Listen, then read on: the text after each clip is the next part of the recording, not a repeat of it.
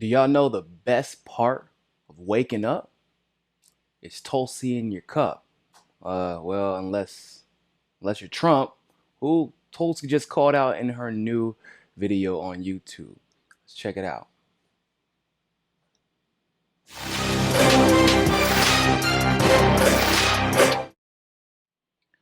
So Tulsi Gabbard has not been shy at all about calling out Donald Trump in Saudi Arabia. Not only has she called Trump Saudi Arabia's bitch in the past, but she reignited that flame this weekend in one of her town halls in light of Donald Trump basically deciding that the United States military are just figurines and you can just lend them out to whoever you want to. I don't like he thinks this is an old PlayStation game. You can borrow the military and give it back when you're done. It's fine, whatever. No, it's not how it works, D. It's not how it works at all. But Tulsi had some words for Donald Trump, a little bit harsher than usual, a little bit. Let's check out her recent video.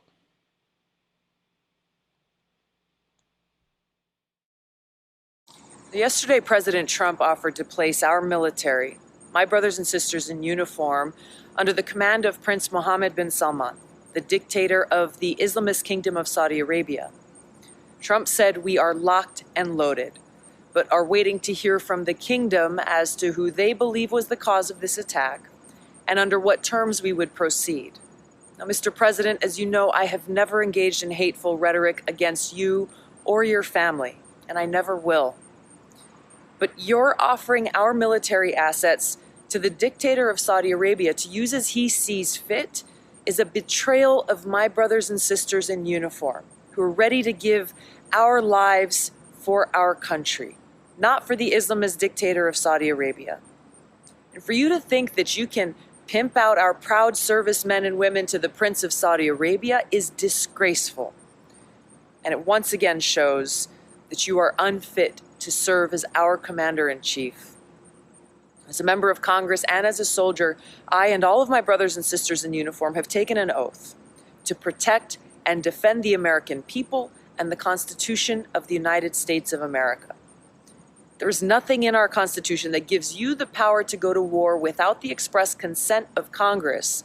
What to speak of giving you the power to offer our military to a foreign power like the Kingdom of Saudi Arabia to use as they wish.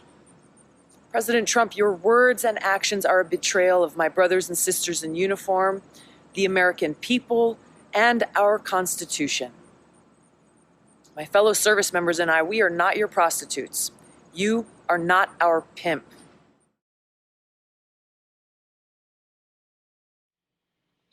Yeesh. That was a rough one. Um, I think it's important to recognize that Tulsi, she's right. She doesn't really engage in the whole Trump derangement syndrome like a lot of people.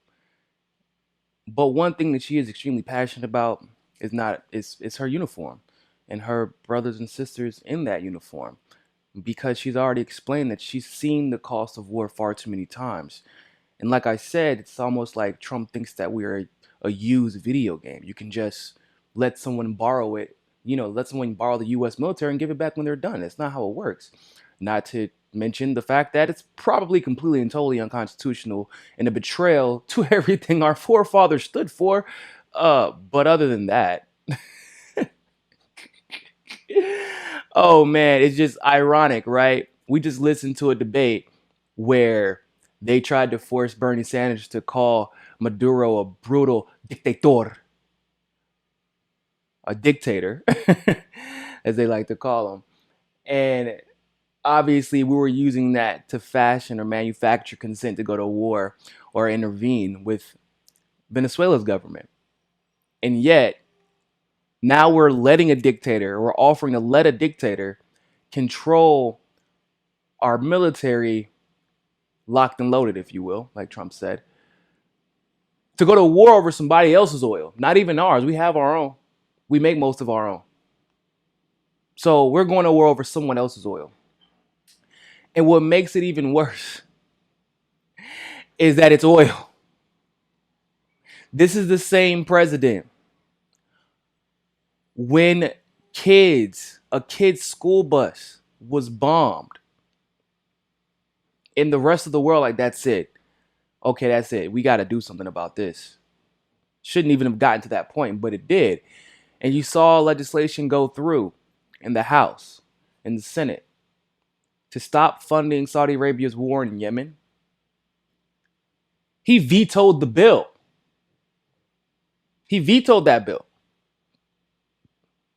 It was passed in both the House and the Senate with overwhelming numbers, and he vetoed that bill. You didn't even flinch when kids burned alive in a damn bus. And you're going to send us to war over some oil?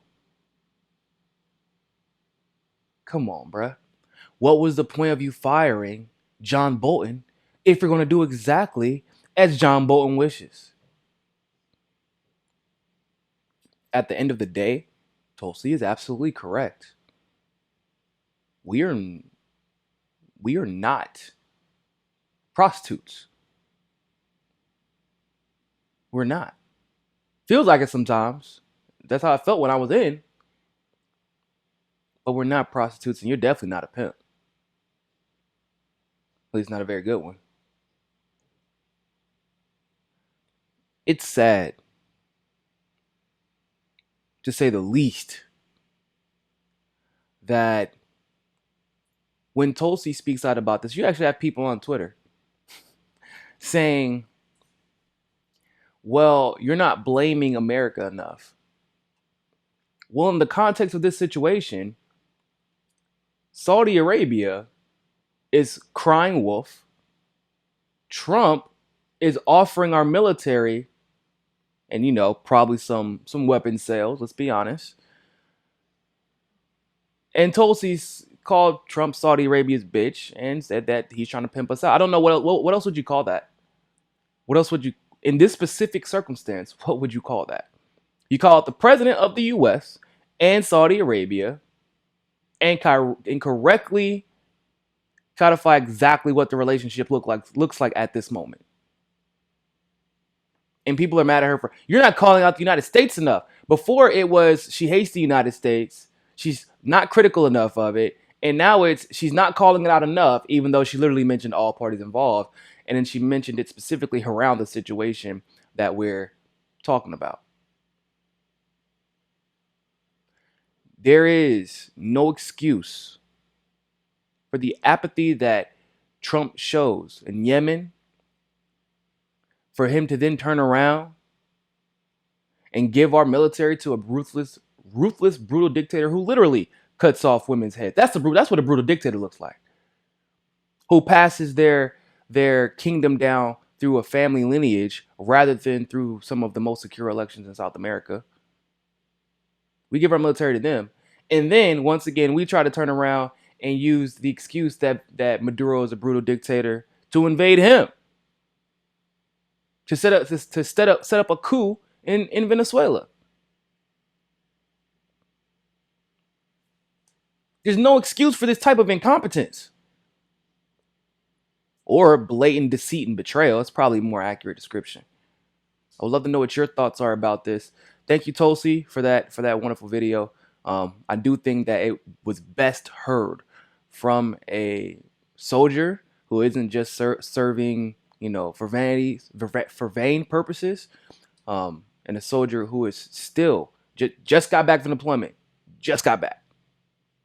So, not to mention the sourness of 9/11. That's just a whole nother thing that we have, and then you're gonna just pimp our soldiers out like this.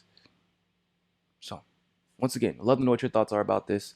Like, comment, share this video, and always remember, more than anything else, find your balance. Peace.